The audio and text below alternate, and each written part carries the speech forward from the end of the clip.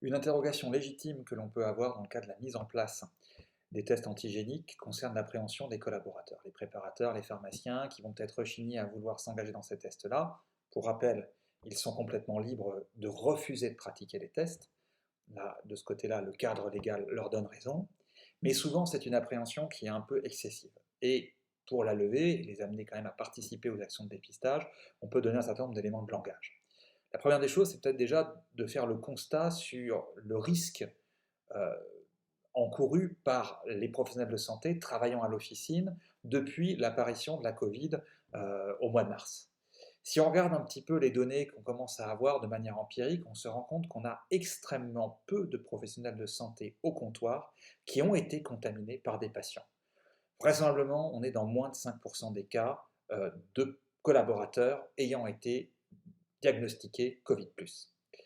Les autres, c'est pour 2 tiers d'entre eux une contamination dans le cadre personnel, dans la vie personnelle, et pour le tiers restant, c'est de la contamination entre collègues à l'arrière de l'officine parce qu'on a enlevé son masque, parce qu'on a mangé ensemble, ou ce genre de choses. Donc, aujourd'hui, le risque il est beaucoup plus grand finalement dans sa vie personnelle, ou à l'arrière, lorsqu'on va se relâcher un petit peu, mais ce n'est pas dans le contact au niveau des patients que jusqu'à présent, le risque a été majeur. Il a été même infime. Ce qui montre que les dispositifs qu'on a mis en place, sur la distance à l'avant des comptoirs, sur éventuellement les plexis, le port du masque évidemment en face du patient, ont fonctionné, elles ont marché, clairement, il n'y a pas de souci là-dessus. Donc là maintenant, qu'est-ce qui va changer avec les tests antigéniques? Avec les tests antigéniques, effectivement, le collaborateur va se retrouver face à un patient qui est peut-être porteur du virus. Mais ça a déjà été le cas. Des dizaines, voire des centaines de patients sont rentrés dans l'officine en étant porteurs du virus. Et ils n'ont pas contaminé les collaborateurs, qu'on vient de le dire précédemment. Sauf que là, la différence, c'est que le patient, il va enlever son masque. Donc il aura une protection de moins. Alors il faut évaluer ce facteur risque. Parce que d'abord, cette protection qu'il va enlever, ça va durer un bref instant. Globalement, on va estimer que ça prendra à peu près entre 30 secondes et 1 minute en fonction de la vélocité de la personne qui fait le test et on va dire un petit peu de son expérience. Ceux qui en auront fait beaucoup iront évidemment plus vite.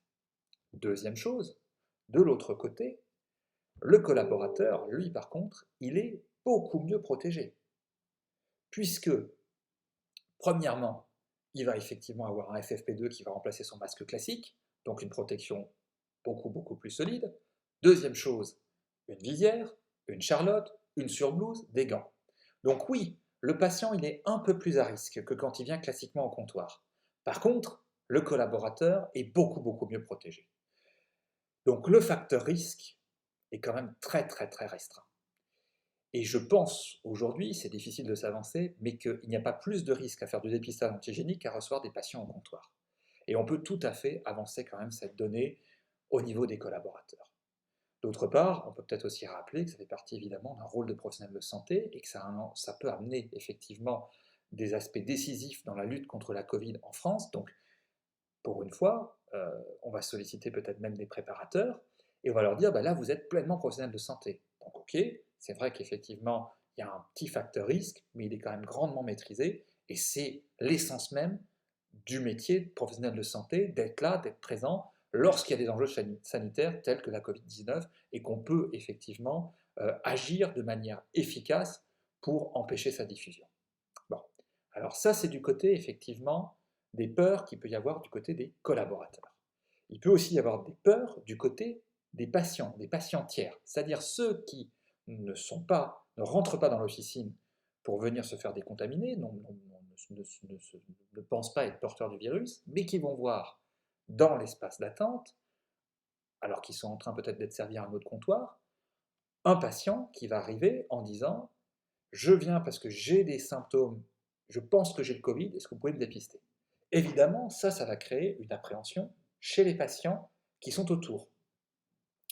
Il y a même un risque que l'officine se fasse un peu étiqueter comme accueillant, entre guillemets, des pestiférés, des malades très contagieux, et donc certains patients, peut-être les plus fragiles, vont se dire oula, je ne vais plus dans cette pharmacie parce qu'il y a des gens qui sont effectivement malades, porteurs du virus, etc., qui viennent se faire dépister en grand nombre, et donc je risque de l'attraper.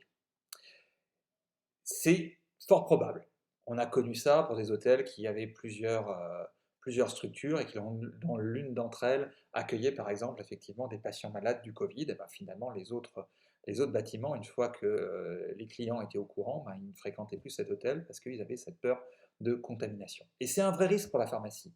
Parce qu'il ne faudrait pas qu'en essayant de jouer ce rôle de dépistage, elle se coupe de sa patientèle standard, qui en plus a besoin d'aller à l'officine. Et si une grande majorité des officines pratiquent les dépistages, il y a peut-être des personnes effectivement malades, âgées, qui, de la même manière qu'elles ne vont plus à l'hôpital, parce qu'elles craignent d'attraper le Covid, ou ne vont plus chez le médecin, ne vont plus à la pharmacie.